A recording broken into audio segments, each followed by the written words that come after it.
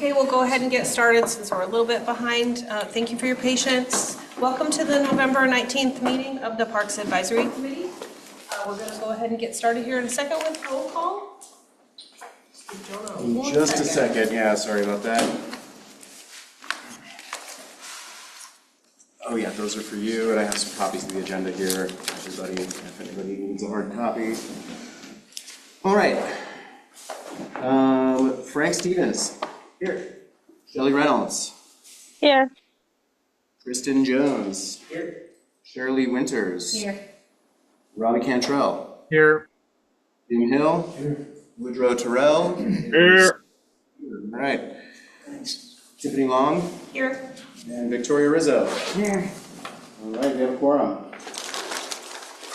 All right, item number 2, review and approve October 15th, 2025 meeting minutes. Does anybody have any changes in the room or corrections that they saw? Anybody online?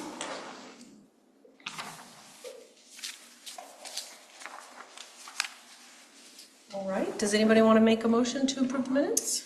I would make the motion to approve October 15, 2025 minutes. Right. I second. Is that how it goes? All in favor? Aye. Aye. Any opposed? All right, the meeting minutes from October 15th, 2025 have been approved. Item number 3 is communication from staff.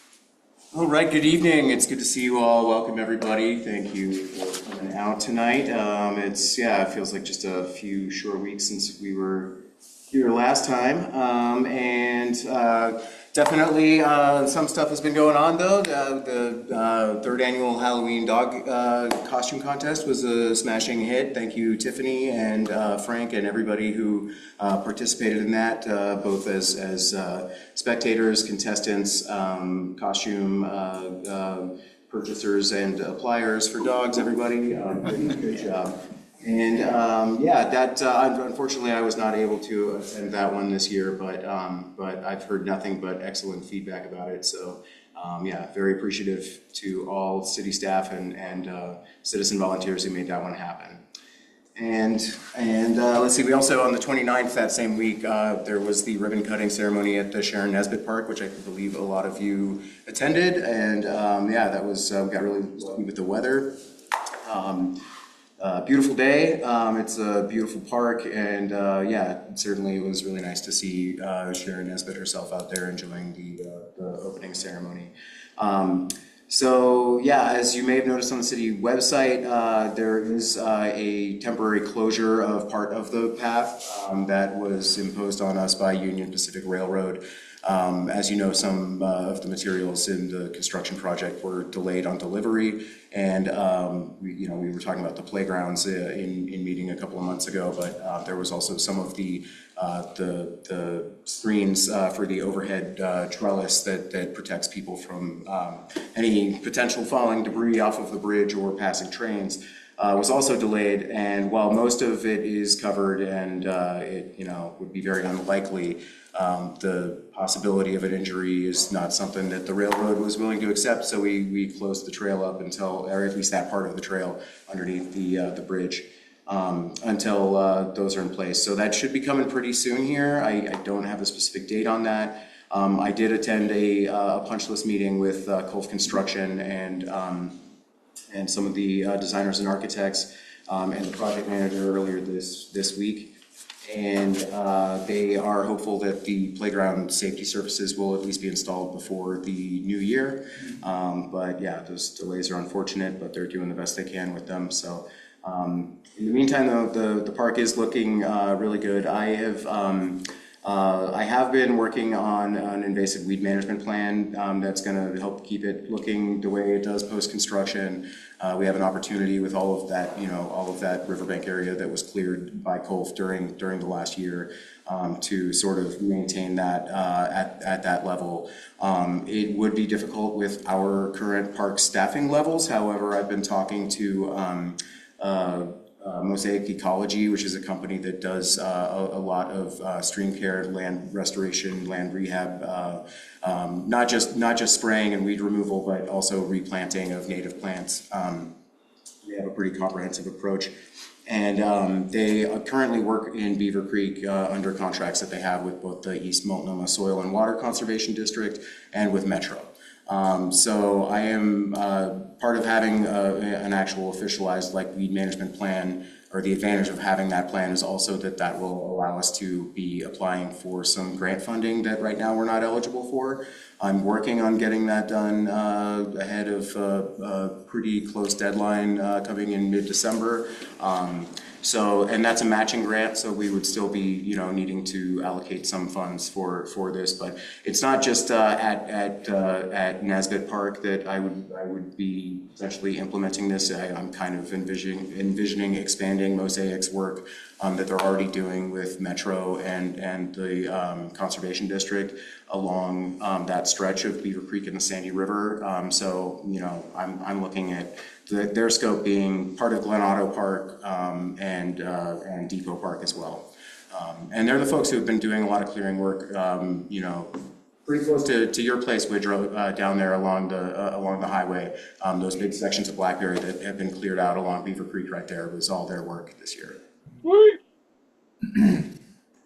So more to come on that, certainly. And I guess in regular, sort of ongoing operations news, you may have noticed that parks workers have begun decorating the downtown area with all of our holiday merriment in the last couple of weeks in preparation for the annual Windy Wonderland celebration that will be taking place the first weekend of December.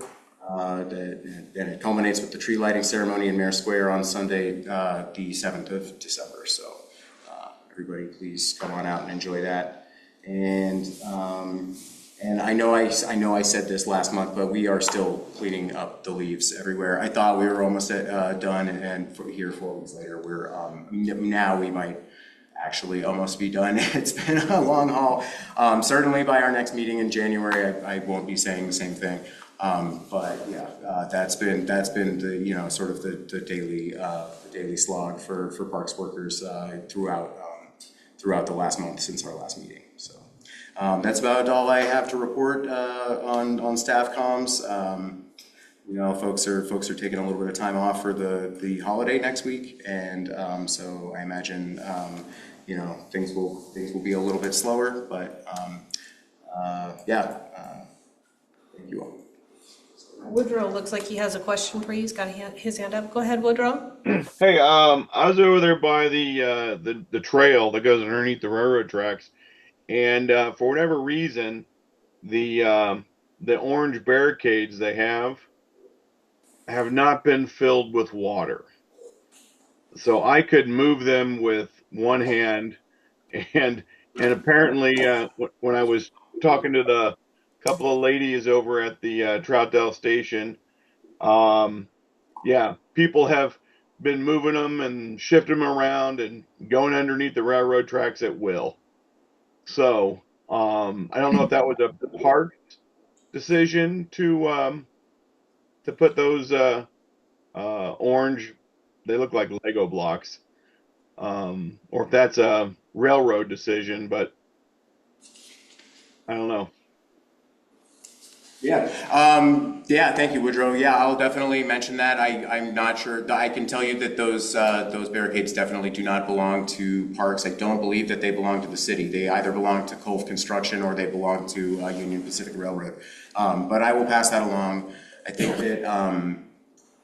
that their approach is to do everything they reasonably can to keep people, at least informed of the danger in the area and suggest that they keep out. And beyond that, it's your ride. So. All right. Are there any more questions in the room for Jonah, or did you have another question, Woodrow? I'm good. Thank you, Jonah.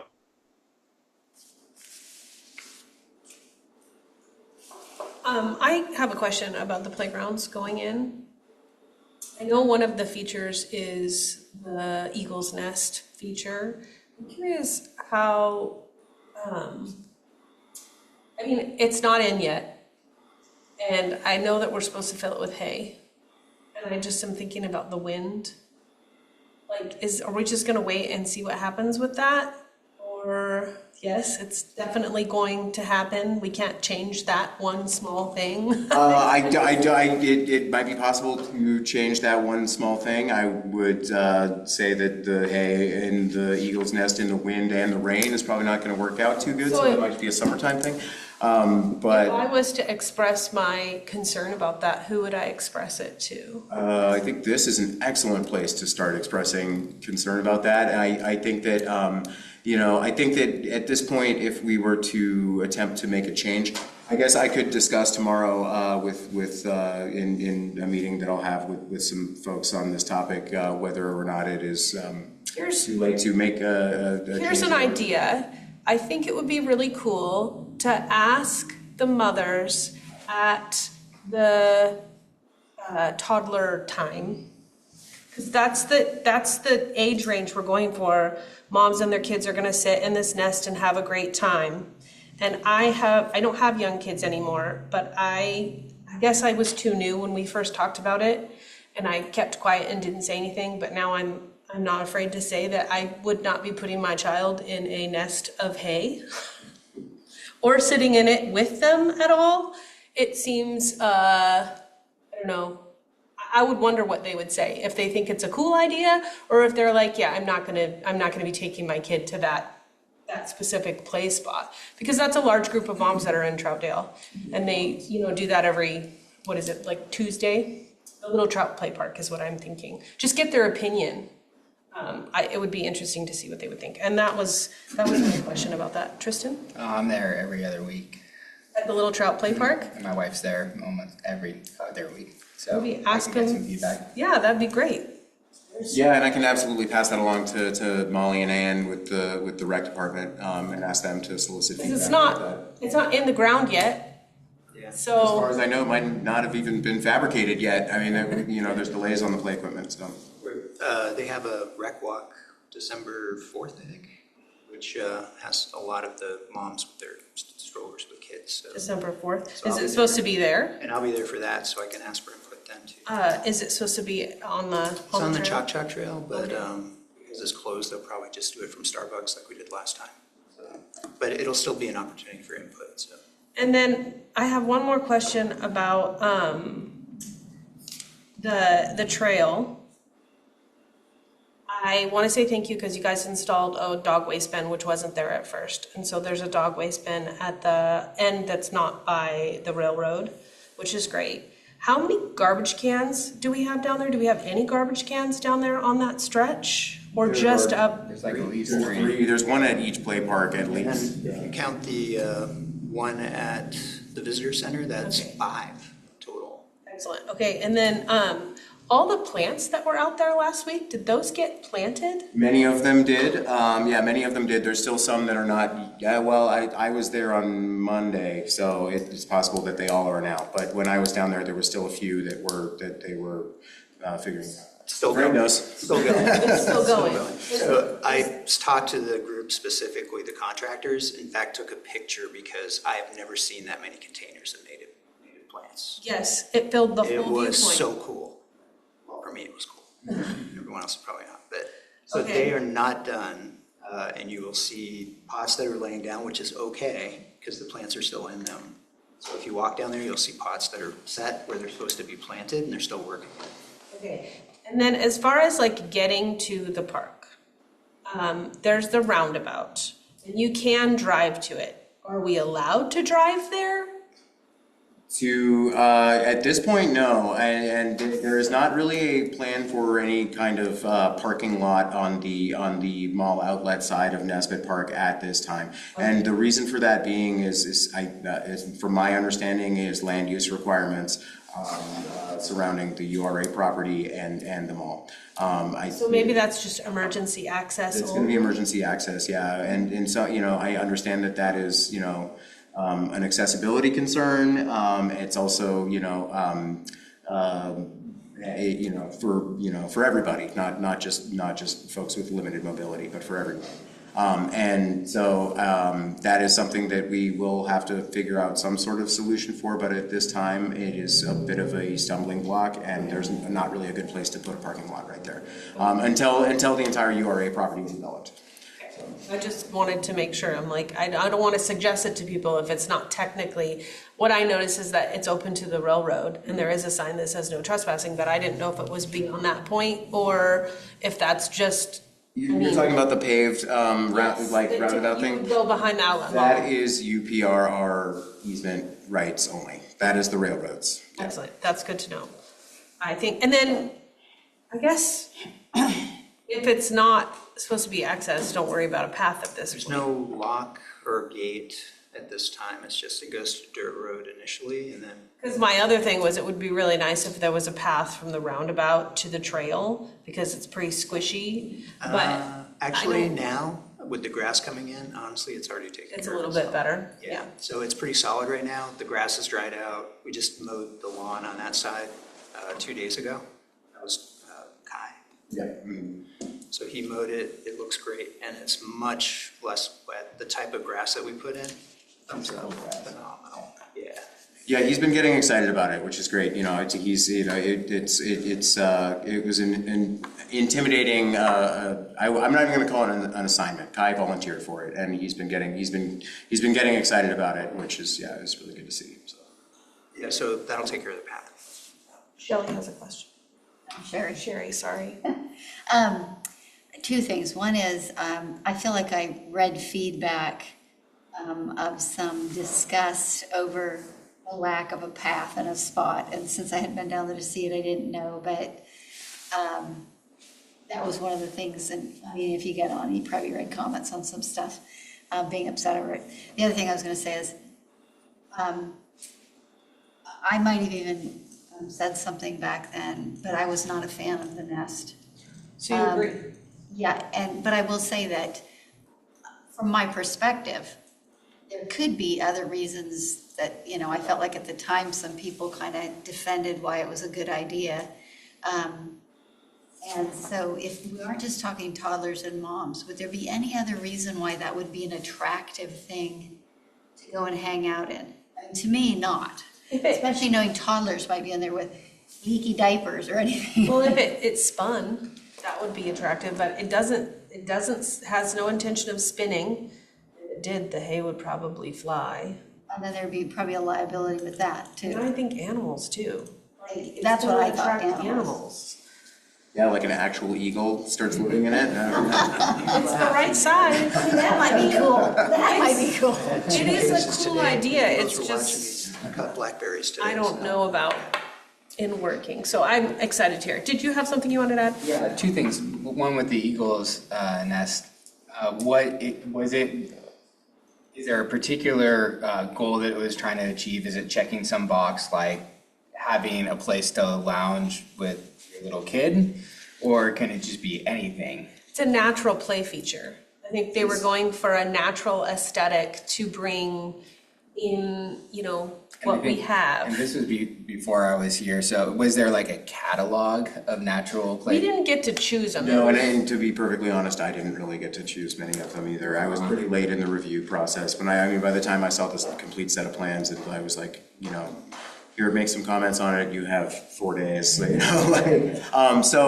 if, what I can say about the nest is I think that we're gonna get it. I can pass along the committee's concerns about it, or we can, if you want to first solicit feedback from the parents and the play groups, we can do that first. However, we're probably approaching a point of no return on all of the play equipment here pretty soon. So I could go ahead and I could ask tomorrow if, how locked in we are at this point to that feature.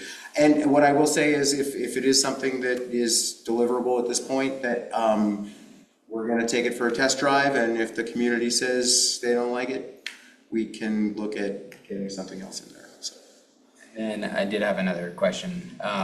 So I know you said that the elevated path under the railroad is not complete, and I know the railings kind of have different stages of finishedness looking at them. I'm sure that's part of the completion. If you're coming down from like the depot there, and where if it's on like your right side where the railing starts, it's just like kind of like a black, abrupt, sharp cornered railing.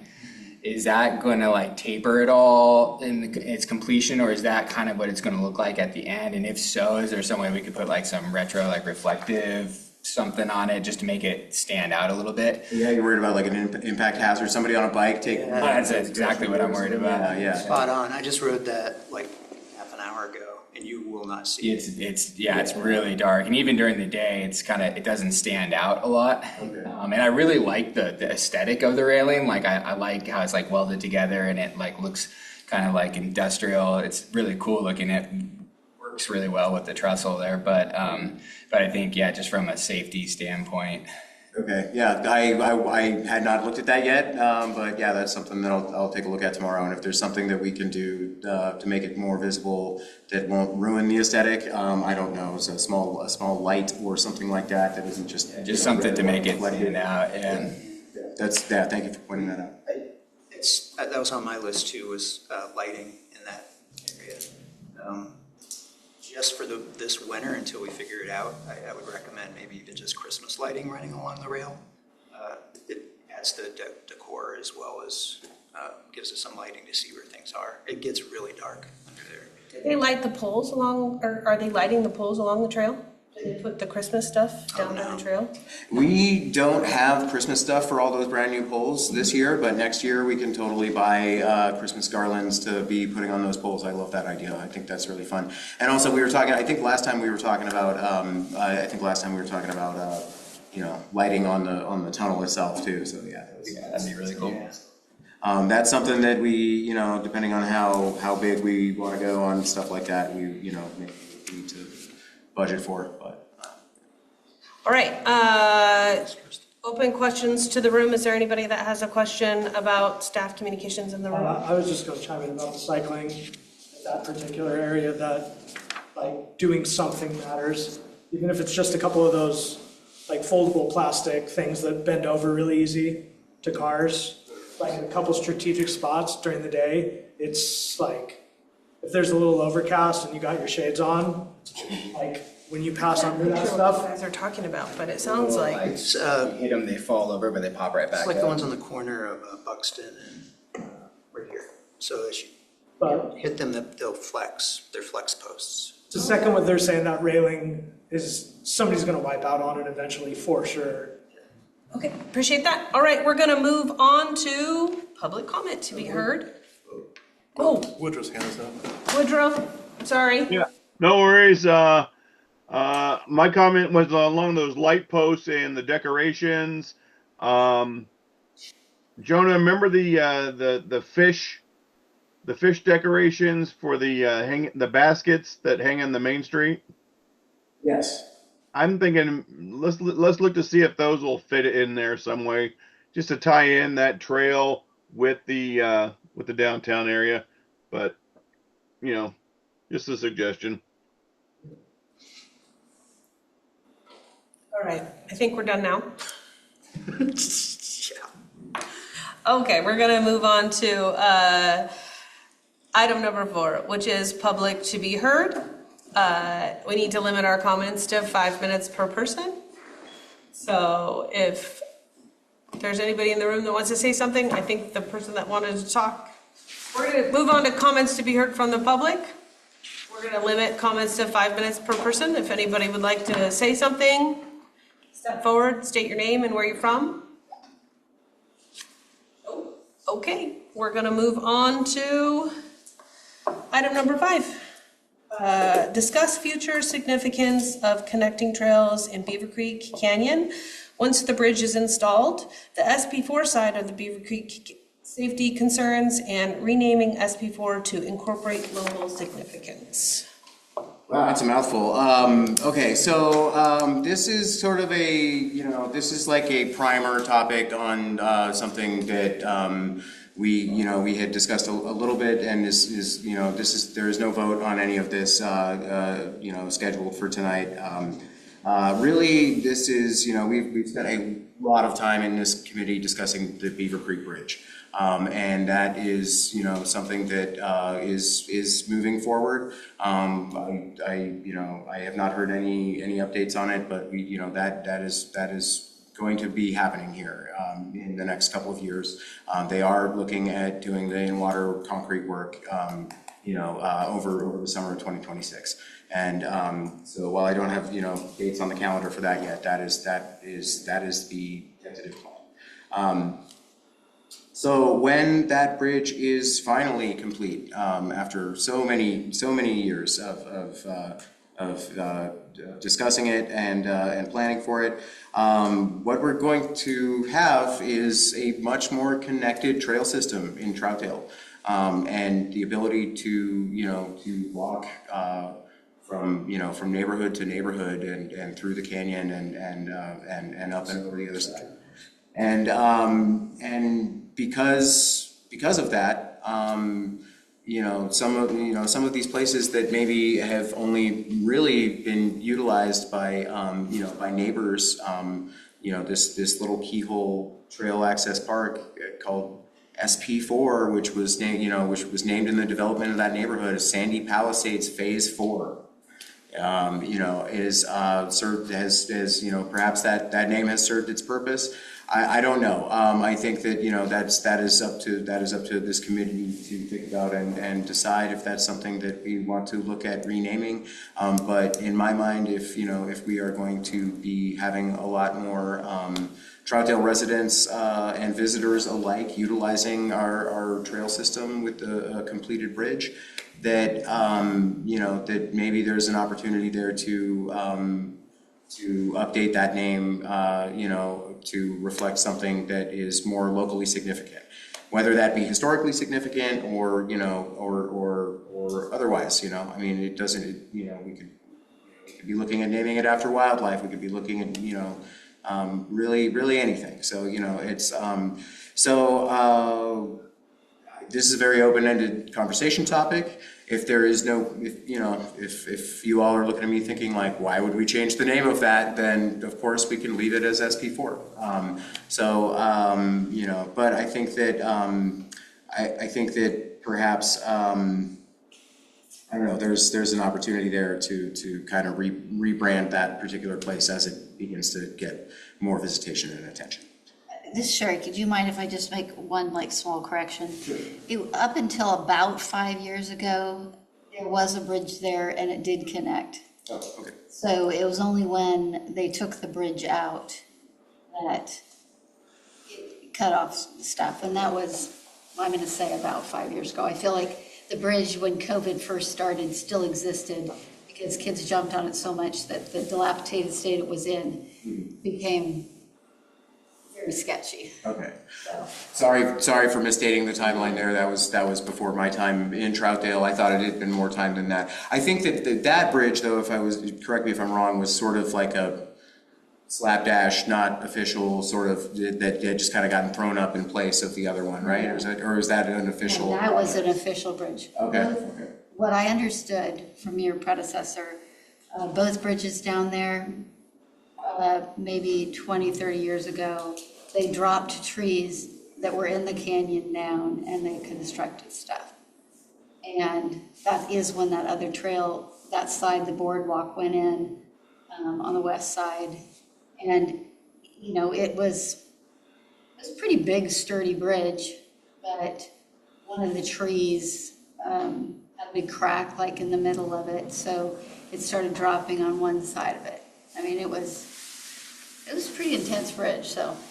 Okay. Thank you. Sorry about that. I thought it had been longer than 5 years. But,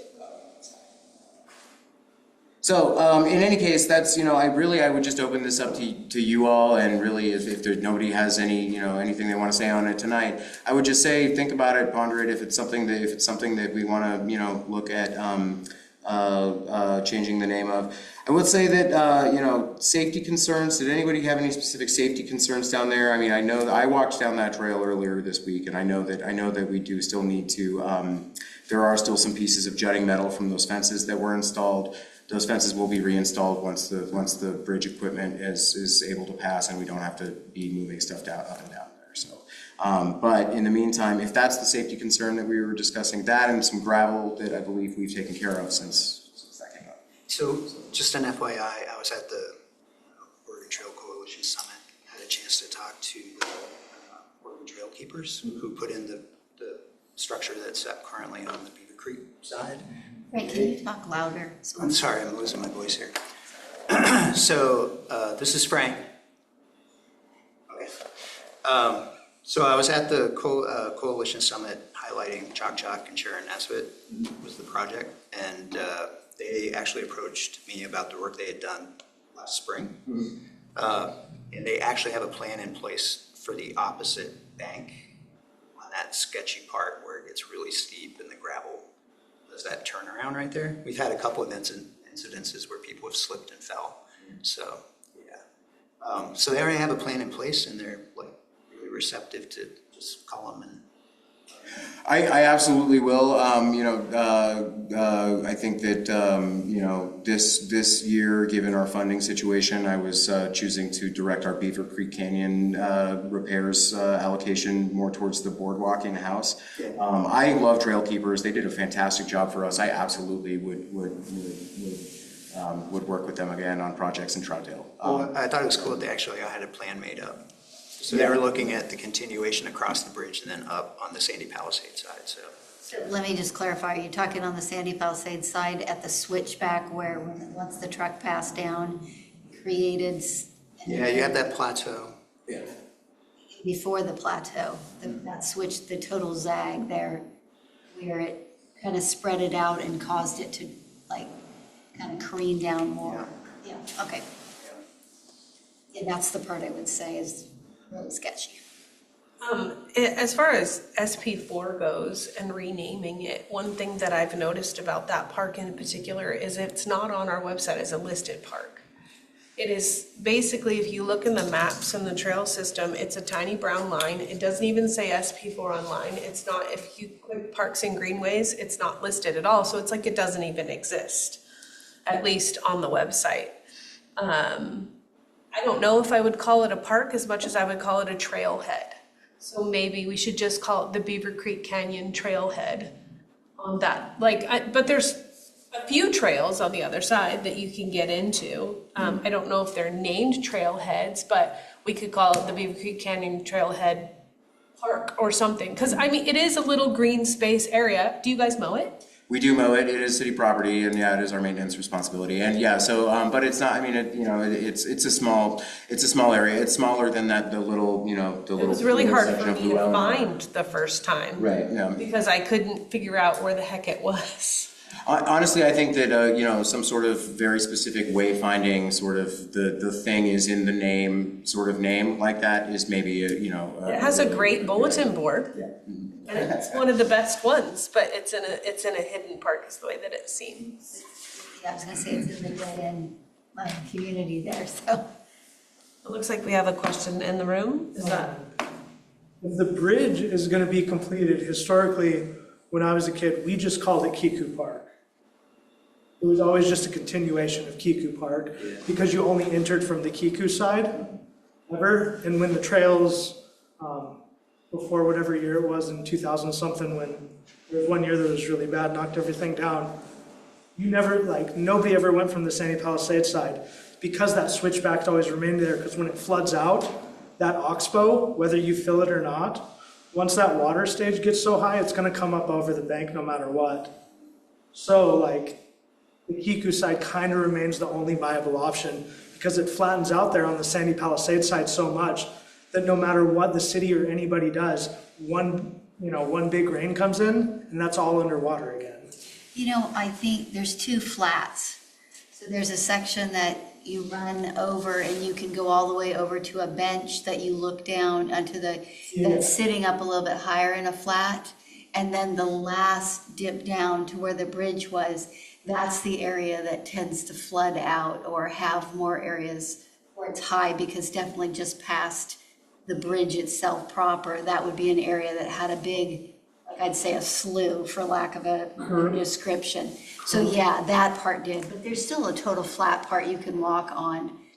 Absolutely, Side. absolutely, but all I'm saying is when the bridge was there and it was connecting, the majority of people accessed it from the Kiku Park side because it was a nice walk, it was a good distance to go from one side to the other, 2.5 miles, whatever it happened to be. It was like a nice walk, you got to cross the bridge, do that loop and walk back, whereas on the Sandy Palisades side, there is no parking. There's never gonna be parking there. Yeah, it's because I see it as a neighborhood park, and it's not too far from Shelley's house, so she might even go down there sometimes, but it's a great place to go down, and I've walked with people on that side down in, and there's somebody that has been to this meeting, and Frank knows her, I can't think of her name. Post. Yeah, and she's wanted the bridge to be able to go, so she can go from her neighborhood and then get all the way into downtown. No argument there, I'm just saying historically, Yeah. when the bridge was there, it was just considered a part of Kiku because that's where you walked when he's mentioning naming and stuff. That combining it into one place wouldn't be a horrible idea. Because it'd also make a bigger footprint on the map. When people look at the map, they're like, oh, there's a nice big park there to take my dog. Can I ask you something? So when you were growing up in Troutdale and you would walk down from the Kiku side, how were those trails from Kiku? Because today they're so steep, it's impassable. Oh, no, that's how they were. They were just maintained and they put in ties and logs. So it was just more community based. Like they kind of built up the steep side. There was normally logs, and when there was big steps, there was ties. But I mean, ties, you only get 30, 40 years out of them. And as those started to deteriorate, nobody came in and replaced them, right? So the trail was maintained even when the logs or the ties and the stair structure started to deteriorate. But once those stairs are gone and the slides kind of start pushing everything down, those logs on the side that were there to kind of maintain the trail and keep the vegetation back, those went away. So it's it's a steep place that no matter what happens, is going to require bi-yearly maintenance. It's a lot of maintenance and kind of a lot of liability, just how steep it is. And actually, before the stairs were put in over at coming down from Wheaton Park that trail keepers did, I had talked to trail keepers, and my original plan was to put them at Kiku Park, where we're talking about there. And trail keepers looked at that and they said, well, we could do all this work and you could spend all this money and it could wash out in a landslide, like that. But well, and I think less of the problem there is landslide, because we have good plants holding, we don't have wicked erosion. It's that one wrong tree, right? And that one wrong tree falls down and takes out 5 or 6 railroad ties that the city spent money to not only buy, but to install, right? And then to maintain. But then all that work's gone, and not only do you have to start new work, but you have to start from ground zero because now you got this big ass tree that took out, 10 yards of dirt. So in the future, we've got stairs at Wheaton Park.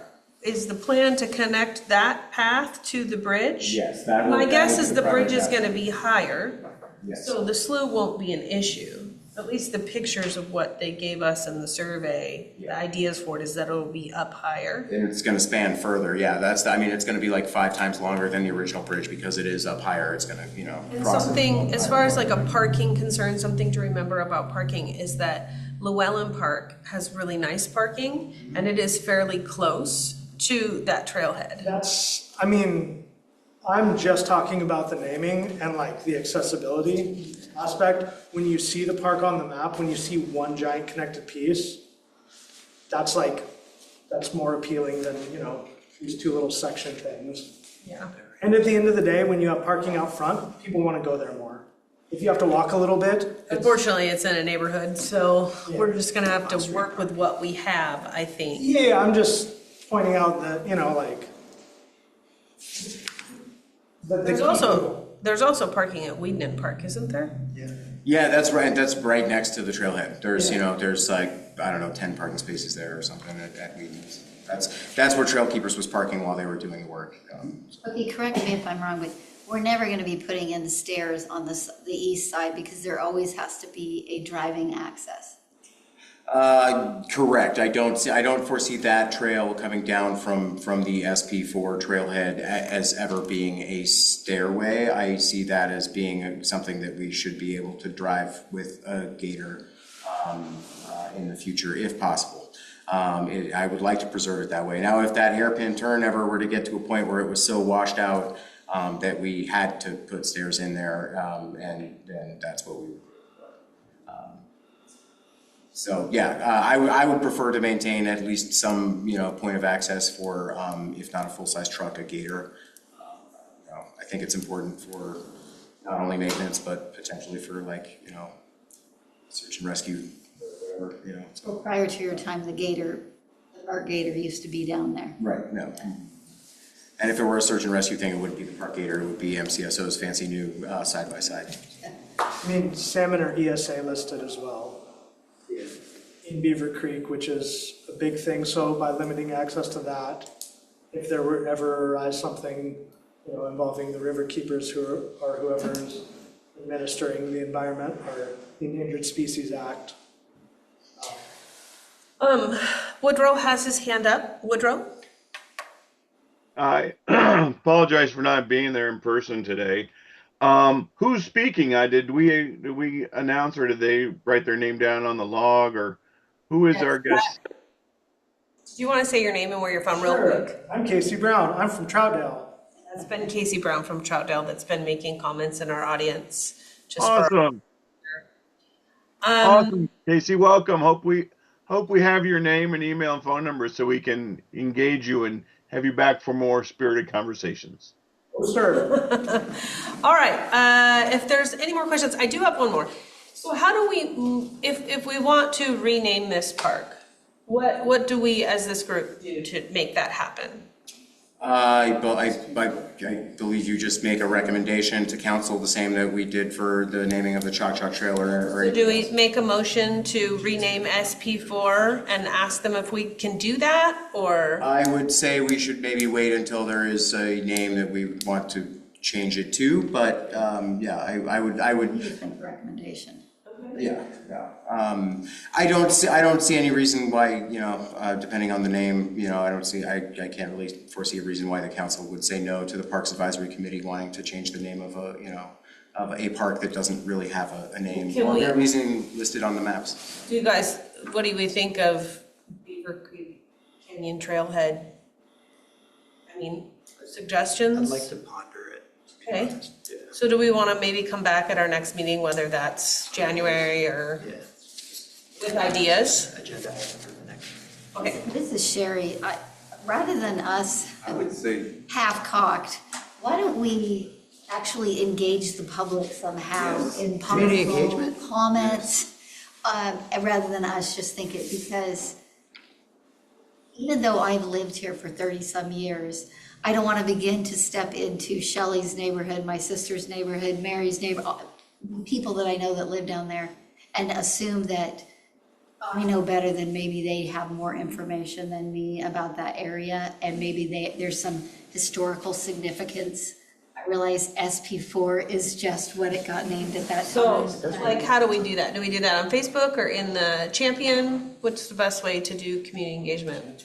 Well, if you're specifically talking about people in the neighborhood, then I would resort more to like direct outreach with people in the neighborhood. Talk to people that you see out there. Frank, talk to Connie and her neighbors and ask her what she thinks about it. I would start there. This I don't think rises to quite the level of like a mass mailer sort of thing like the city would do with like something like a water shut off or something like that. We could. I would start with just talking to folks right there. I could put something in the Champion.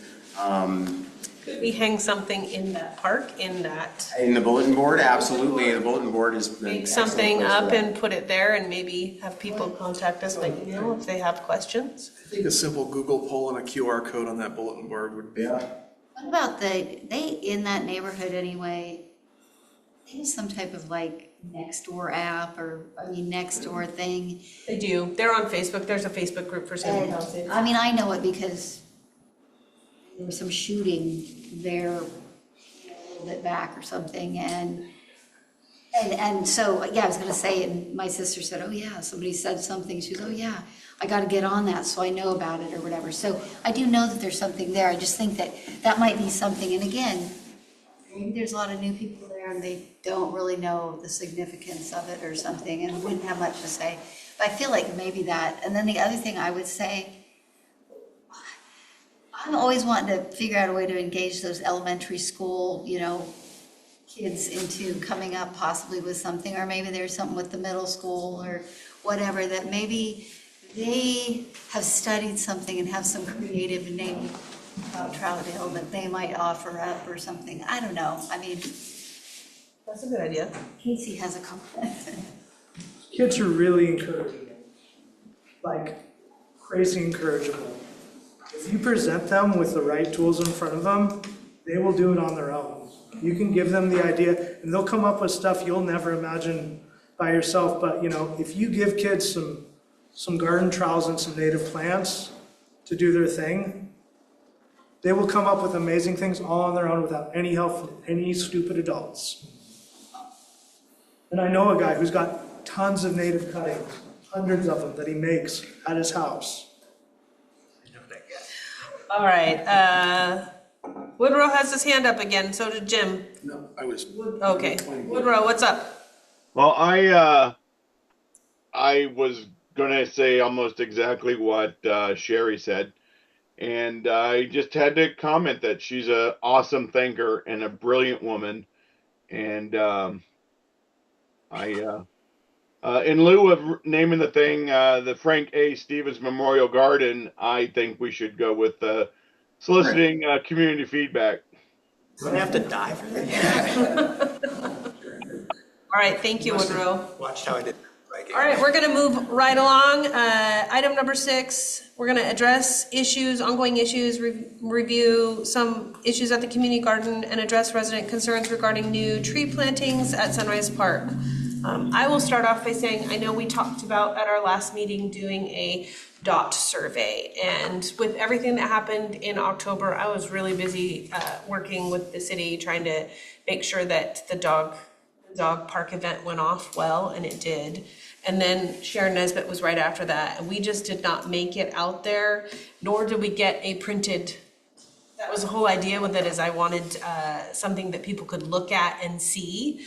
And since we did not get, that didn't come to fruition, we didn't get to survey people that use the park or the community members that live around the park.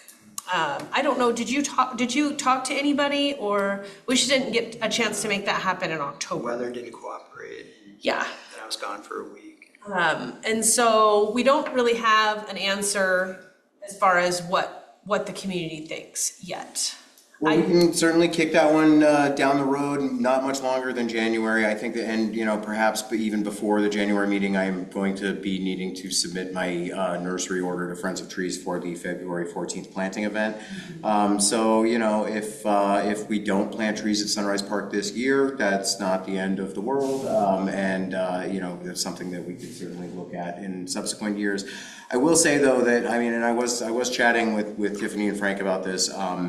And while we're discussing, I guess, we'll discuss the tree question first and then move on to the community garden, because I guess that's just how it's unfolded. But if you look at an elevation map of Sunrise Park, the top side of Sunrise Park along Southwest Fox Court is essentially 300 feet in elevation, 299 feet in elevation. Are you sharing?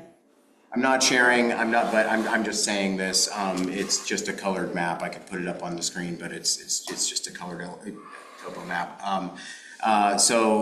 But the bottom side, the low side that's down on the southwest, 23rd side of Sunrise Park is 264 feet. So that's essentially a 35-foot elevation difference from the top of Sunrise, the high side of the hill, to the low side of the hill. If we were to plant a few trees, 2, 3, maybe 4 trees at Sunrise Park, they would only be on the low side. I'm not. This is not something that I'm I'm not trying to set us up for, the next 30 years of ongoing dissatisfaction with folks on the high side of the park who don't want trees that are imposing on their view. And to that end also, as I was discussing with Tiffany and Frank via email earlier this month, all of the tree species that I'm looking at off of the Friends of Trees list are 40 feet in mature height or below. So from the low side of the park, at mature height of 40 feet, they're maybe sticking up, 5 to 10 feet at the most from ground level at the high side of the park. So that's sort of, ultimately what I envision down there as something of a compromise. Some 20 to 40 foot tall trees, would provide at least some shady sort of way stations along the path during the hot summer where people could take a break and get out of the pounding sun.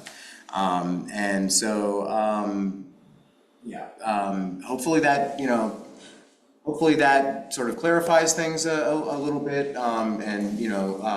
Jeremy, if you're, I don't know what, I would solicit feedback from the only Sunrise Park neighbor that's in the room tonight about that. I assume, unless you, oh no, it's Sanford, sorry. I'm sorry about that. Does that sound objectionable to you, Jeremy? Smaller trees on the lower side Yes, sir. to provide shade for, it's a scorcher. Yeah.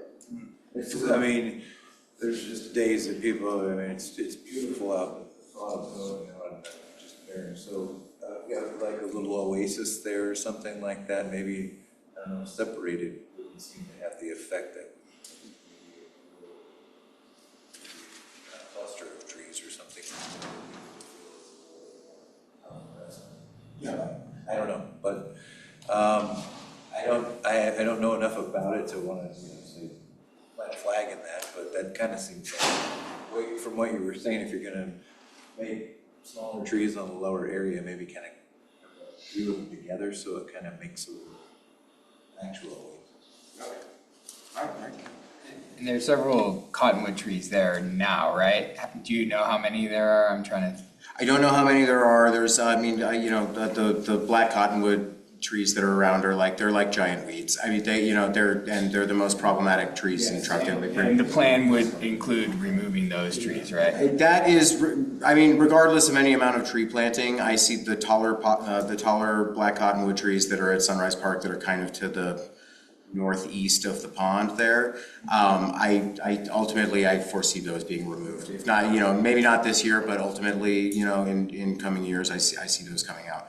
And really that's more about just a safety thing. They, when they get that big, they start to drop limbs. And in the hot summer, that's.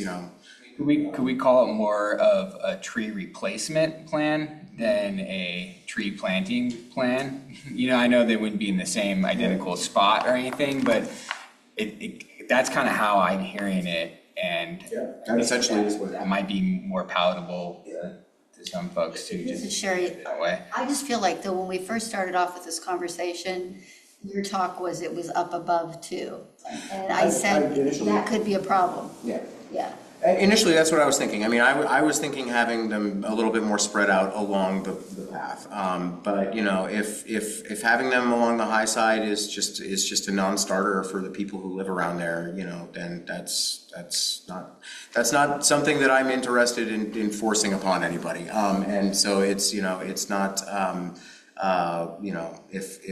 if we're looking at really just the low side. I wonder if we fine. could strategically place them between the houses. So if we put them on the high side, they wouldn't be blocking any house views. They'd be Seems. blocking Guy the- next the- to you. the houses in there. You can't win. Like probably. Yeah. There's the one burnt out house over there that we could, I guess if we just put them all in frort of that one. Nope, it's not It's burnt not. down, it's on the cusp of being finished. If you're gonna be in there cutting in any way, since you solicited that, there is a little, I guess you could say seasonal pond back there that mostly dries up by, say, July, August. there can sometimes be a little bit of nefarious activity going on back in there, and if it was maybe clear, so to actually see what's going on, maybe there wouldn't be so tempted to go back there and, anyway, if you're gonna be taking things, just kind of. All right, so that's about the park. Well, that's about the trees, I guess. We still got the community garden. Okay, let me just say one more thing. If you can't get this like grid, or this dot map thing that you want, is there any way that maybe, and again, it's throwing something out there, and so maybe it's not a good idea, but surveying with just creating, Robbie's so good about making surveys. If you could create something that maybe is a picture and it gets sent out to maybe within that area, I mean, I don't know who you're sending it to exactly, but soliciting them filling out where maybe one of the questions shows, would there be any areas you don't want, trees added or trees added here, and see what kind of feedback you got. But I wonder if we could put something on electronic. the bulletin board, like similar to what we would do about community outreach with SP4 as a survey monkey about trees in the park. Because we have a bulletin board there. It's small, but I mean, it's a possibility. Yeah, just like a little bit more interactive or something. But then also, because there could be some people that can't really get out. I mean, I don't know. I'm not sure of their physical condition, so. When is the planting supposed to be again? The Friends of Trees planting event is going to be Valentine's Day, February that's right. 14th, 2026. Come one, come all. Come and plant some trees with your neighbors. Do you have a question? Are the trees only available through them that we can plant? Like, is it just like a selection of natives? It's well, not all natives, but yeah, I mean, there's ornamentals in there too. Yeah, but if you go to friendsofTrees.org, I believe you can still sign up for it. We may have passed the threshold of where you can get a totally free tree, depending on sign up numbers. Where you're at as well. But yeah, go check it out, because yeah, if you can sign up, you can get if not a free tree, a low cost tree. But as far as the city goes, like the ones they provide to you guys, you just like pick off a list. Yeah, exactly. They send us a list, or they have an inventory list that they says this is what they, what we got, and then we pick them. But those are only for the trees that we're planting in parks. The rest of the event, that's just one small part of the event. The rest of the event is street and yard tree planting, and where individual citizens can sign up on their website and pick whatever tree you want off of their list. What they have. Like, I don't know, I know it's the city and it takes a while to jump through hoops, but like, I have grafts, I have cultivars, I have rootstock. Like, I make it, it's ready to go, like, I have trees that can be planted tonight. But like, it has to be, obviously it has to be approved. Friends of Trees, they have a list that, it's mostly native, it's not invasive stuff. But, with that, what he was talking about, people don't want too much height. There's a lot of great cultivars that can also provide food for people, whether it be apples, cherries, that are pretty low maintenance in our climate. And nothing stopped us from planting free trees. All right, thank you so much. We're going to move on to talking about the community garden. So what do you know? Yeah, so I'll preface this conversation by just saying that I think that where this really kind of sprang from was sort of some, at the beginning of the season last year, some lack of clarity around dispersion of responsibilities between the garden manager, the city, and the various gardeners who have signed up for the gardens themselves. So the initial impetus for a community garden was it is a community-led project, a volunteer-led project. Mr. Michael McRae has been the garden manager since its inception, as far as I know, at Sunrise Park. He's the neighbor who lives right next door.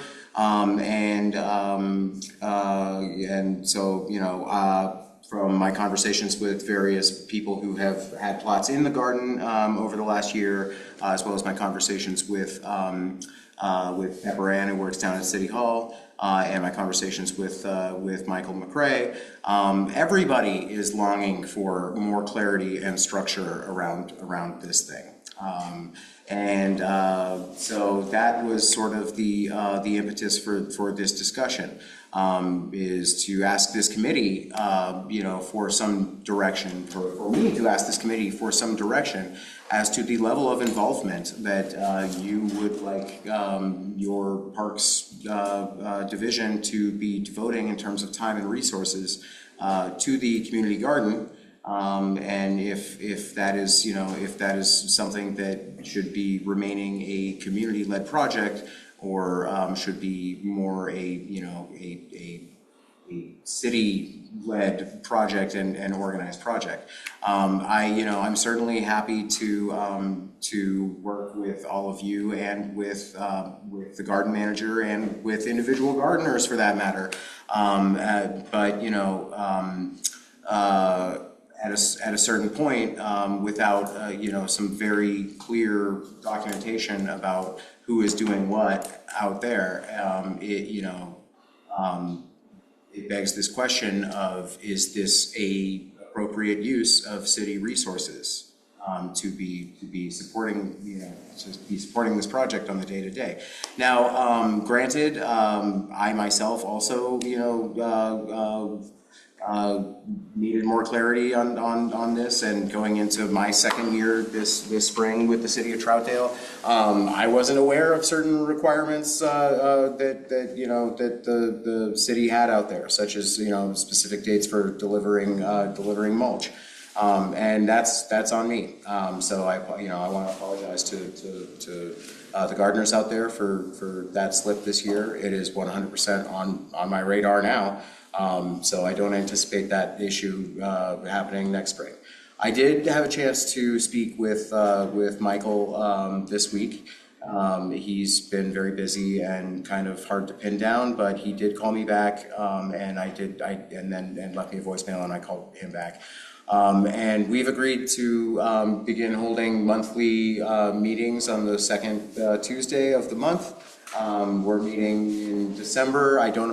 We probably won't meet in January or February, but beginning in March, and actually we might meet in February to get ready for the growing season.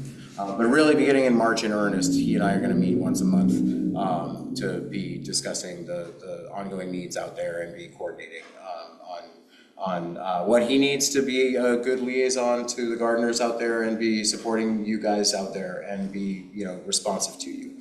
And certainly, if that is the structure that I would prefer to see happening out there, is have a volunteer liaison who is the point person for needs out there. And if that is not happening, then at that point, I can be a resource for people who are needing to get what they need. So I would like to support the project in that way. Just speaking personally, I'm very supportive of community gardens. I think it's a good thing. I would actually like to see Troutdale expanding our community garden program, not just at Sunrise, but at other places.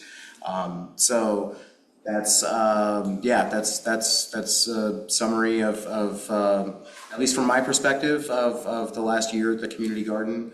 Certainly, clear organization and communication around that has been lacking. But it's definitely my goal. I think it's Michael's goal as well, to be setting it up in a way so that it will be running a lot more smoothly in the 2026 year. So with that, I would turn it over to you all, and certainly if this is, if you would like to be seeing staff resources on the regular being, devoted to maintenance and upkeep of the community garden, then that it's your prerogative to be offering that direction. So. Jim? This is Jim. I also support community garden, but I think it is a volunteer community garden. So it seems like the greatest amount of onus belongs to those that use the area. And you kind of alluded to it, Jonah. It seems like a project charter document of some kind is needed, and maybe that's one of the first things that happens in the first 3 months of meetings is outline what's in scope, out of scope, and then a table of responsibilities for different things that need to happen. Some things, like the delivering of the mulch, maybe that's something that community members can't handle, so it is done, but there's a schedule, what's happening, I think, if it's just documented, I think everybody will understand, but I'm supportive of that, but I would like to lean towards the community being more responsible than Jonah's team. Just That's my thought. Thank you, Jim. Yeah, and before we move on to you, Tristan, I do want to say there is a community garden manager contract that was executed. The last time that it was signed was 2013, over 12 years ago and counting now.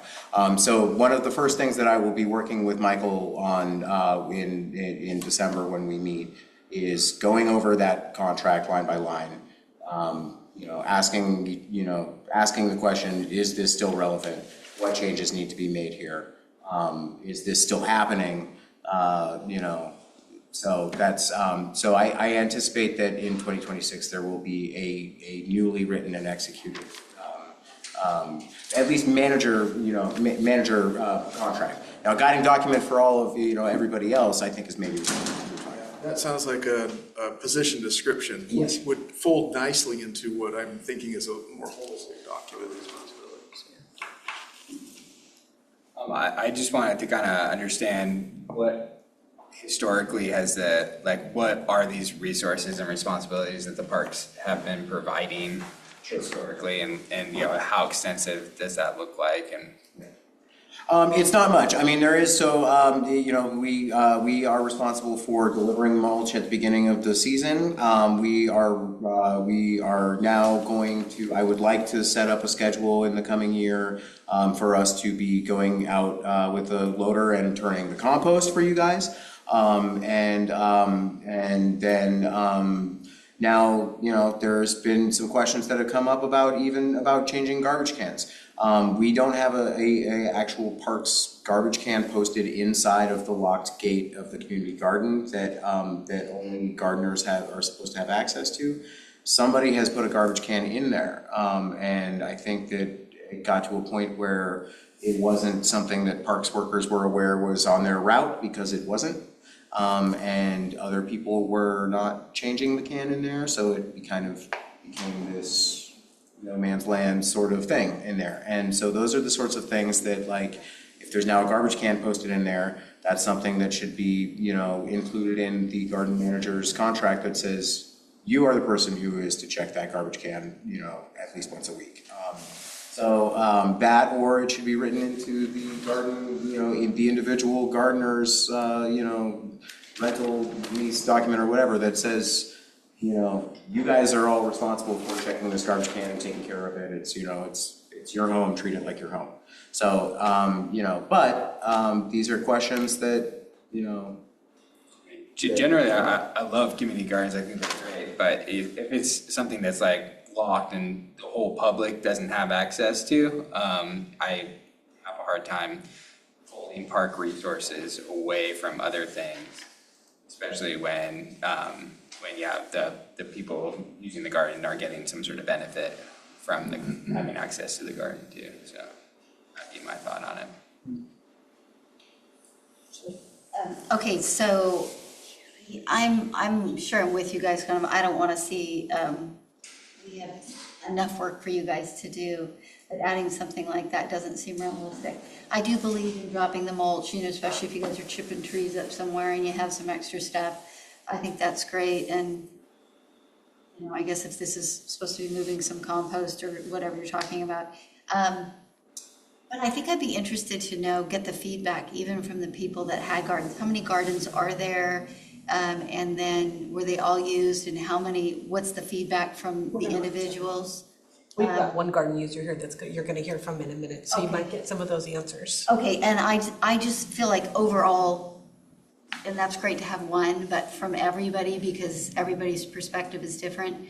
And all is that if you've ever lived in a house with several roommates and you say, you all have this job, you load your own dishes, you don't have to, you know, whatever, start it when it's full, and then they don't do it. It's like, can be discouraging. You go, I just want to find a different house to live in without these same roommates or Some something like that. So- accountability written into a future contract would be good, because I don't think that's being done right now. Like if a gardener is not taking responsibility and doing their part, like cleaning out the bed at the end of the season for the next year, or certain things aren't getting done, then those people shouldn't be first in line to get a bed the next year. And that's part of the management thing that's not being managed very well, or hasn't been in the past few years. And that's not necessarily on staff in my mind, because No. you're new, and 2013 was a long time ago. So, I think it's not necessary, I mean, it's not, you know, I'm not here to say that it's on any one person or it's not on any one person. I think, you know, I think everybody that I have spoken to on this topic, I feel like has the same desire and goal in mind. Everybody I have spoken to on this wants to see more clear, organized structure and you know, and organization of responsibility out there. And I think that, you know, and in my mind, that is what we should be harnessing here. You know, like I don't think that any finger pointing about what has gone wrong in the past is helpful. I think that at this point, we have a bunch of people involved who I believe want to see the same thing happen. At least that's what I have gathered from my conversations about it with people. And so let's hone in on a better on some improvements to that process, right? And then if we do all of that and we are still experiencing the same issues out there next season, then we'll know exactly where to look, right? Like we'll know exactly where it's falling apart. So I think and then we'll go, and then we'll make whatever changes we have to make at that point. Woodrow has his hand up, and then I think we want to hear from somebody in the gallery. Go ahead, Woodrow. Excellent. So my point is having parks become more of a customer instead of the leader. So the committee or the organizing group that manages all of the community gardens, maybe they can, reach out to parks when they need something, when they need the mulch turned, when they need to have compost. And so that organizing committee would be somebody that would set up the rules for each of the individual gardens. Because right now we only have one, right? So One. And I foresee others happening down the road. And so instead of having parks try and manage, multiple gardens, let's think of the future, and maybe we need to have an organizing committee, kind of do some of that planning and growth and make parks more of a service provider to those different gardens that we hope to have in the future. Is this really what happens? Mulch is provided? right now, right now, that those are the primary responsibilities of parks out there. Besides, and what's written into the garden manager contract is that the Parks Division will support the manager materially with what they say they need out there, right? And I have not gotten very many requests for materials out there. To that point, I will say that Michael has expressed to me his own frustrations with not getting what he has needed out there in the past from parks historically, and that he feels that in past years his requests had fallen on deaf ears, so he kind of stopped trying. And I'm here to tell you that that's not how I want to do this thing. I would, if Michael tells me that he needs a new lawnmower out there, we'll get him a new lawnmower, and if Michael tells me that gardeners need, that it's time to get mulch out there this week, snap to and get it, So I'm not trying to, put all of it on him in any way. But the nature of it is that there's a person there who is on point, who is boots on the ground, paying attention to what needs to happen there, and is passing that information along. I think one of the main issues is that boots on the ground, Michael's name was not in any contract that's gone out in the last 2 years. We're gonna go ahead and hear from the person in the gallery, which is Casey. Would you step forward so that they can actually hear? Yeah, I can This step is all, Normally wait and public comment afterwards, okay. that's why we waited, because we So- normally discuss it and then we open for public comment on the topic. but- My name's Casey Brown. I live in Troutdale. I've been taking care of the garden the past 2 years. The lawnmower discussed, that's my lawnmower up there. I donated that. Okay. Does it still work if it's left in the rain like that? Like it still fires up and everything? Every time I put the battery in, just keeps on ticking. That's awesome. Brought a couple points with me to discuss. As we were discussing the management and stuff, okay? That's gonna be the biggest issue. As a gardener and as somebody trying to volunteer in the city, we have no point of contact to parks. We have no point of contact to the garden manager. In the packet it gives you, it says, please contact garden manager with any questions or suggestions regarding the garden program. And it gives you Pepper Ann's number. Yeah, and that's, I think, And when you call Pepper Ann tells you to call Jonah. That's the end of the conversation. yeah. Because she doesn't know anything. Not her fault. Once again, Pepper Ann is the person responsible for deciding who is showing up, to their garden, who's maintaining it, who isn't. She's never at the garden. She doesn't have a plot. She doesn't live in the city. Why would Pepper Ann go to the garden? And it's all good and well if Michael is the manager. If we don't have any way to get a hold of said manager besides walking around some guy's house next to the garden and knocking on his door up a 50-foot driveway, that's not really the move. Do you think that in the future, a good idea would be the group that fills the garden picks a manager from among them? Is that a possibility? And that person is in charge for that year? That's far too much work because, you're looking at points of contact, whether it be for an emergency regarding the water, right? You want one point of contact to get you to the person who can fix that. If somebody notices, a water problem in the garden, that could cost the city thousands and thousands of gallons. We don't need this ever evolving thing. And there's plenty of people who are there and willing to put in, their time. But if the gardeners aren't provided with a way to get a hold of that person, if the communication channels are all gummed up and nobody's really sure, there's not a clear step and process to go through, we're just at a loss. I can't do anything if I'm gardening, when the hose blew up. I had no point of contact besides Pepper Ann. And that's not anybody's fault, a hose blowing out. Hoses go out after so many years, Casey, can I ask you, would it be, if you had had Michael's number, would that have solved the problem? Assuming Michael was, not busy and doing the work, yeah, but, I'm there every day during the summer, pretty much. For the past 2 years, I've maintained all the plots that have been abandoned. I've turned the compost by hand. I've done all that. I mow the lawn, I weed whack around the outside. All those blackberries along the north side that have been cleaned along the fence, I did that with my father. Michael has not been a part of any of this. And, whether or not he wants to be a part of it, I'm not sure because I have no way of contacting him besides casually running into him outside. Casey, I just want to say thank you for doing all that work. I sincerely thank you. Thank you for donating. Thank you and your dad for donating all that time and energy. I do appreciate it. It counts. It makes the city a better place. We have beautiful land. But if every time somebody wants to do something, we have to jump through this rigmarole where nobody knows who to talk to, we can't get anything done. We got great volunteers who do great work and are super educated and willing to put in the time.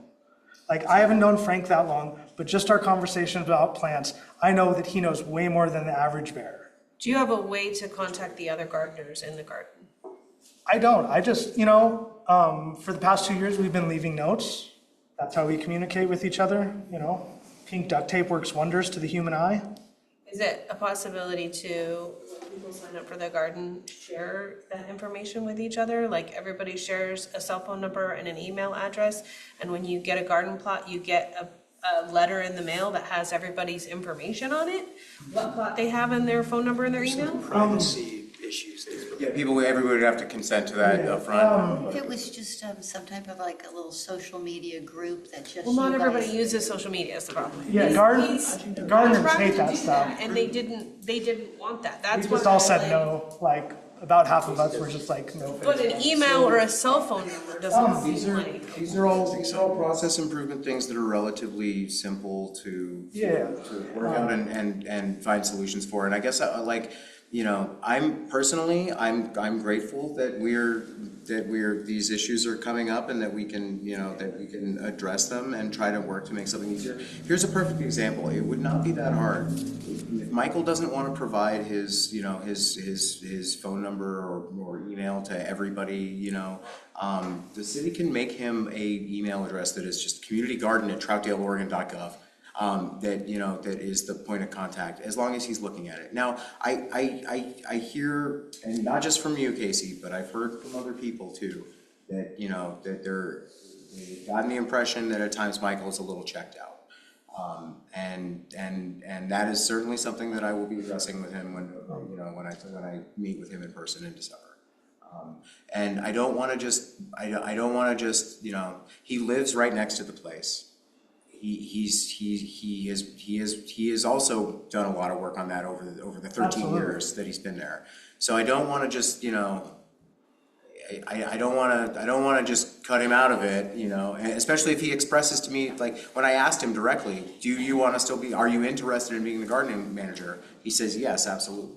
So I want to give him that, I want to give him the opportunity to keep doing that. But if there are continued reports that he is checked out of that role, then I don't know. Would you like to be the garden manager in the future? Would you like to, be the vice garden manager or something like that? Yeah, my biggest concern is finding a way that to move forward when something happens. And right now, it's just wall after wall after wall, right? And nobody wants that. It's all really simple stuff that requires, a minimal amount of work. Not all of it is walls though, Casey, because we did fix the hose bib and we did. Oh, no, totally. I'm just saying. So when you asked for that, that happened. But the compost, we were talking about devoting more city resources. That doesn't really need any more city resources. It just needs to be turned twice a year. The main reason for that is the pollinator garden uses it as well. Yeah. It's not just the community garden. So all the stuff from around Sunrise Park gets put in there. So I turned it over this year by hand because I couldn't get a truck in there. But there's absolutely no reason for me to be out there 2 8-hour days doing that when a machine can do it in an hour. And that's from the whole park, I agree, and we'll do that. We will do that. And that's just something that can be put on the schedule. The mulch is something that's in the agreement, and it actually, if you want to get all nitty gritty, it just helps with the walking path and keeping it look nice. Because those paths in between get so beat up and the ground gets so compact, even when you get weeds in there, if you try to pull them at this point, there's only this much topsoil, it's gravel below. So the mulch helps keep it look nice just from the sidewalk for the city. Yeah, you don't have to convince us, we totally appreciate mulch there. But and some of the stuff that Michael talked about, I can say, that's true. There's been mulch dropped that wasn't mulch, they just dropped pine chips, big old fat ones, and that's not really what you need for it. But if the communication process is streamlined, this thing can grow, it can be really good, people can enjoy it.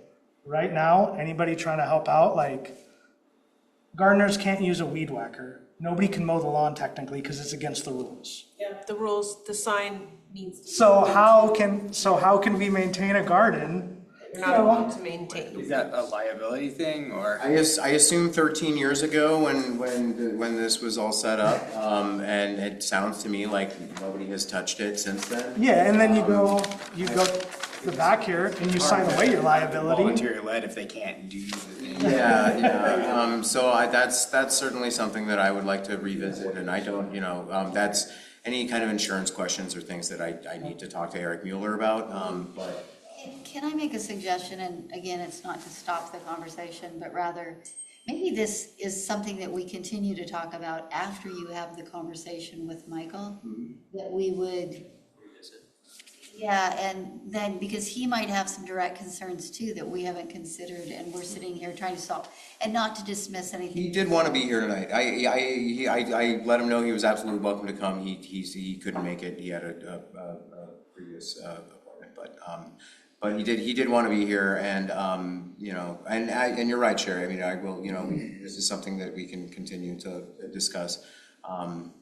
To you, Casey, I would just say, you know, I would like to help you. I am here willing to be a resource to you. So please, I hear you also recognizing that, you know, some of the things out here that have happened are not any one person's fault. And I'm a city employee who is actually quite interested in helping you solve these issues. Yeah, I can't snap my fingers and make it all happen instantaneously, but I'm here willing to work with you. Dude, you are not at fault. For the record, I have looked at the city's finances, okay? You are getting the lowest amount of money out of all of them. All of them should be taking the heat. Well, thank you. I hope I'm not the lowest. I guess maybe I need to look at this. I guess I need to look at it. Oh yeah, dude, take a look. But in any case, I'm not. You know, I'm not here to stand in the way of the progress that I think we all want to see happen there. I'm here to help. So. But yeah, you know, to wrap up what I'm saying, administratively, if these things get smoothed out, the garden can grow, the park can grow. Because, you know, all these little hiccups, like, oh, I can't bring the weed whacker. Well, how am I supposed to take down the blackberries and all the invasives that are coming up along the fence line, right? And so then, you know, the person doing the work is left with the question, am I doing the right thing? Am I going to get in trouble? Like, am I going to get my plot taken away and a slap on the wrist? But we as a city, as a community, we can take the time, we can establish these things and say, hey, this is how we're going to do it going forward, and make it so anybody who else comes along has a clear path. If they want to garden, if they want to help and volunteer in the city, you know, these are good things.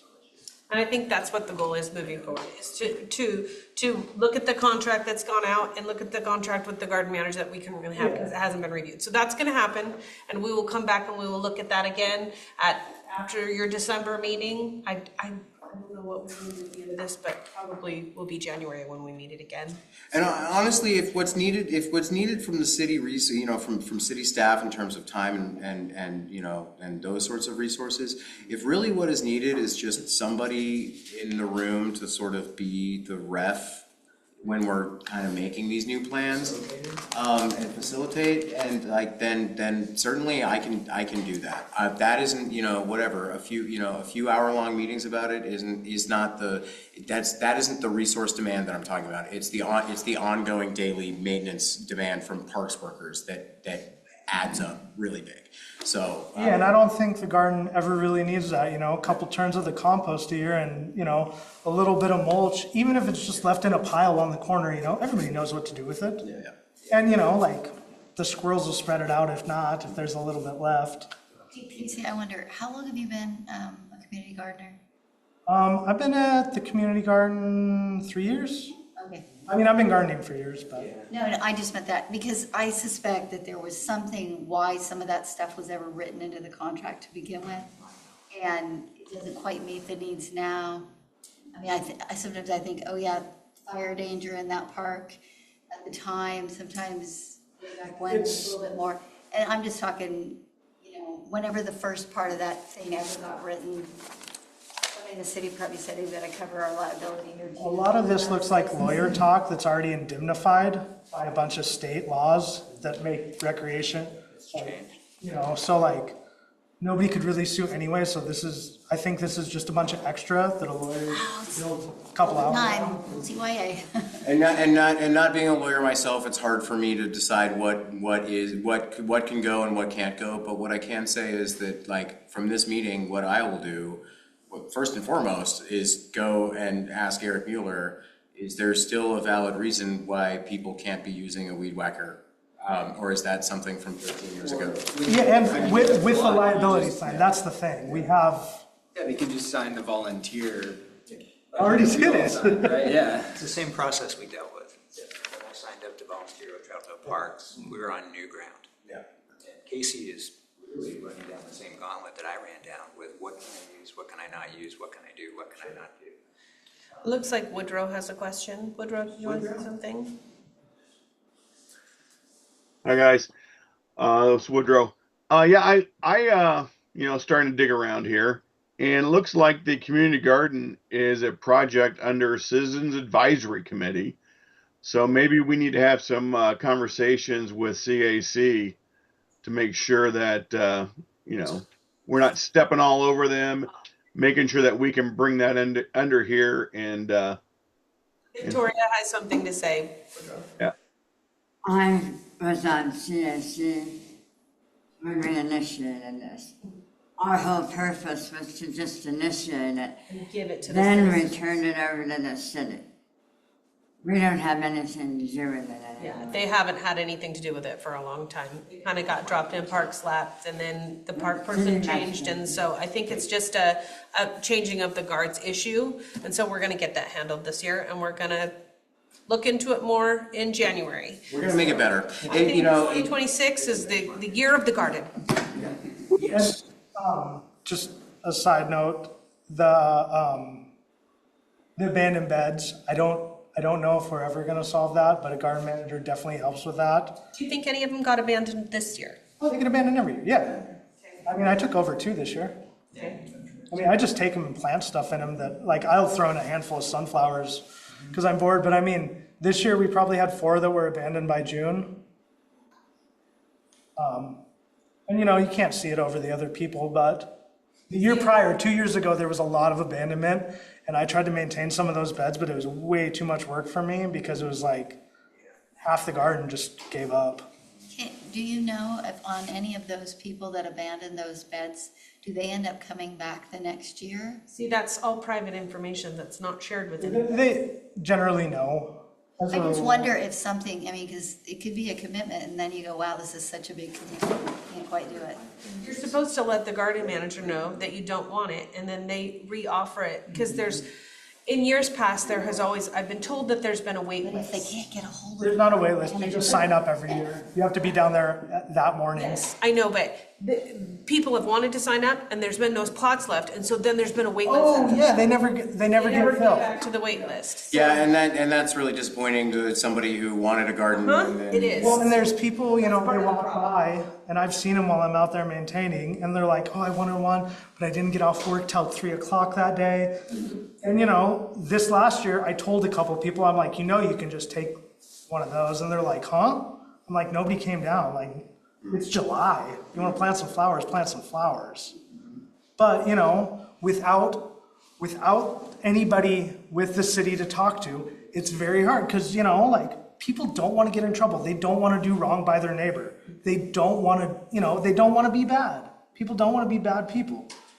But if you can't get an answer, not just like a no, you can't even get an answer. Everybody's just like, I don't know. It's like, where does that leave us? A large placard with Casey's phone number on it. Hopefully we can get it figured out for 2020. Sorry. We're gonna have to say no on that. It's a no.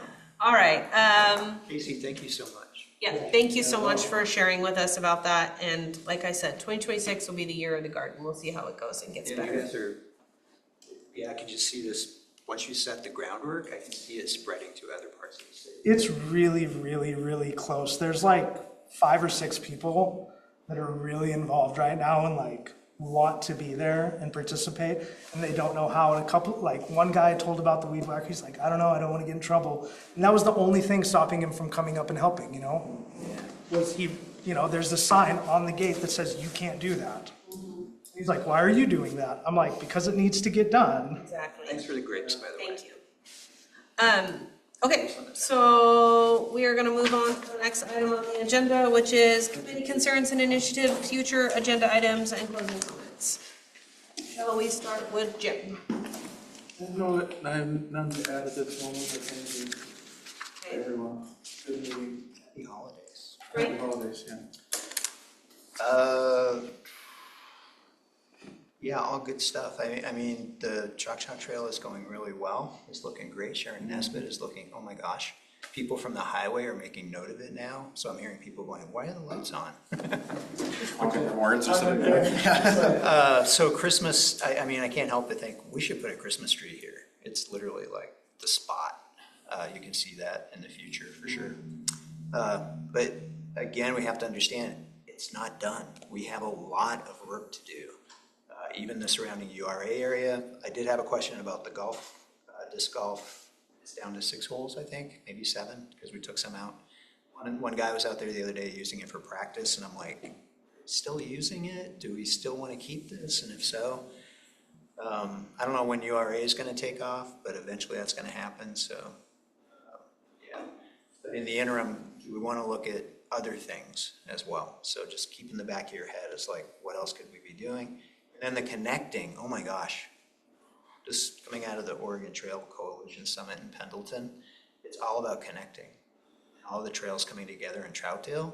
I was surrounded by 20 people after I gave the briefing on just Sharon Nesbitt, all asking me where it was at, when could they visit, what can we do there, and then how does that, it connects to Blue Lake, oh my God. People from Portland are trying to figure out, we just had an article, someone came out on a bus and did the 1 mile walk around the city. They went to the museum, they did the Chalk Trail, they did the visitor center. All this highlighted Troutdale. It was a great article. I read it too. Yeah. And I read it too. Will you send that to me? Oh, yeah. So parks, thumbs up. You guys are killing it with so little money and so few people. And when budget comes up in December, I think we need to really voice the need. Yeah, all those plants. So many plants down at Sharon Nesbitt. It's so beautiful, but how is it going to Casey stay has beautiful? more though. Oh, yeah, we can keep this going. Yeah, so we have the potential for more planting. Anyway, I spoke too much, but I just want to give a shout out to parks. Know that we support you, huge. Tristan? Yeah, I really had a blast bringing the family down to the ribbon cutting and seeing the community, and it's really cool to be feeling so welcome into what seems like such a small town kind of vibe. Really cool. I really appreciate it, and that park is really cool. I look forward to seeing my kid grow up in it, riding his bike through it. So, yeah, thank you for everything. I feel like I don't need to take time, yes. And happy holidays. Victoria? Happy Thanksgiving, Merry Christmas, Happy New Year, Happy Hanukkah. Woodrow, do you have any comments or concerns? Great meeting. I look forward to getting this whole thing fixed with the community gardens. Planning for the future. We definitely could use more of them. I'm getting the hook from the wife. That's it. Did we already lose Robbie? I don't see him Yeah, on here. Robin and Shelley are going. When we said survey, I think he bailed on that one. I just want to say thanks to the parks for putting up that, I already said, putting up that extra dog poop bin that wasn't down there in the beginning. That made a difference. And then you guys also replaced the broken one at Sunrise Park, so it no longer flies open every time it's windy. That got fixed. And covered the graffiti. What? The graffiti. That Yeah. was awesome. There's graffiti. It's everywhere. I wanted to talk a little bit about how that dog park event went, and I just want to say thank you because I know you're the person who actually made it happen again this year. You said, hey, I think we should do it. And I want to say, well, saying that you think we should do it, it actually happened because of that. And it highlights a park that a lot of people don't know exists. Everybody, just in this article, they mentioned 1,000 Acres, which doesn't belong to Troutdale. And we have something for dogs here that is ours. And you guys added more bark dust, I noticed, more chips, and a second picnic table, which I think that the goers of the dog park are loving. It was a great event, even though it was pouring down rain for part of it. It was a really rainy, nasty day, and people still came. There was over 30 dogs there easily. And so it was really successful. And I'm excited to do it again next year. Hopefully it will always be the Sunday before Halloween. So mark your calendars and dress up your dogs the Sunday before Halloween. We're gonna do it every year because we want more people. A lot of people don't like We got Deputy Orman to be a judge. She was a judge and I was a judge, and Allie from Allie's Dog Spa was a judge.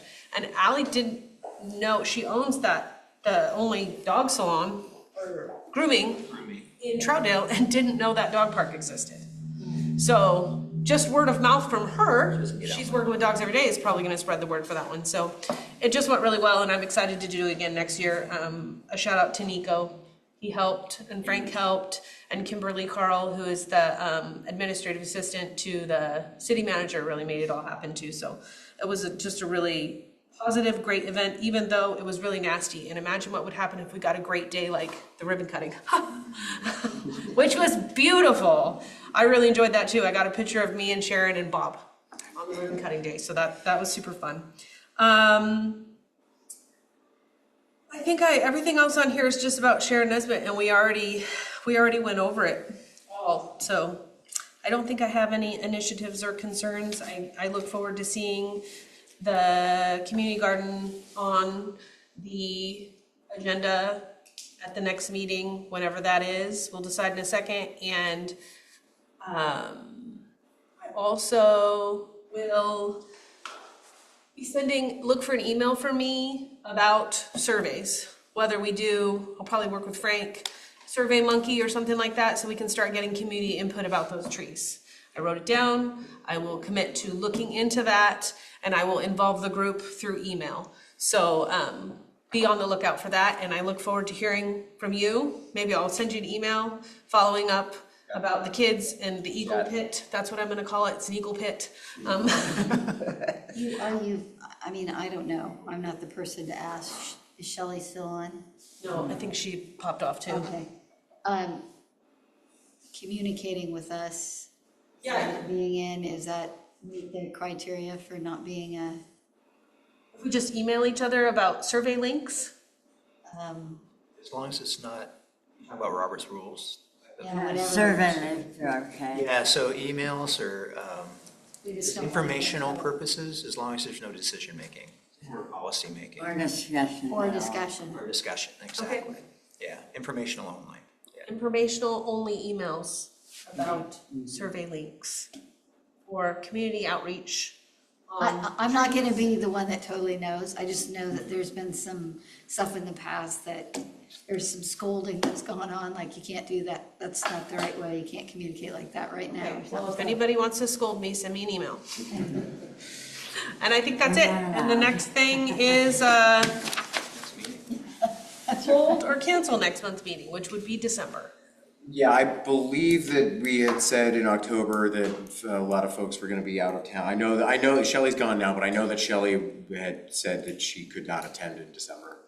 Well, the third, I guess it's the 17th and not the 24th, but yeah.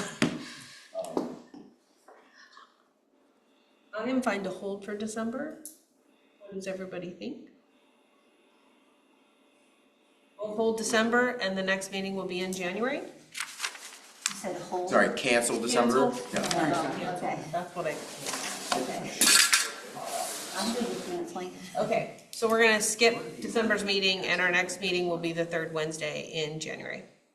And being that, our next meeting will be getting pretty close to budget time, I guess, Frank alluded to it a little bit, but I would just encourage everybody to start thinking about, any proposed budget allocations, that you would like to see in the 26-27 parks and facilities budgets. Is there a motion to adjourn? I move to adjourn. Victoria. And Sherry seconds. All right, all in favor?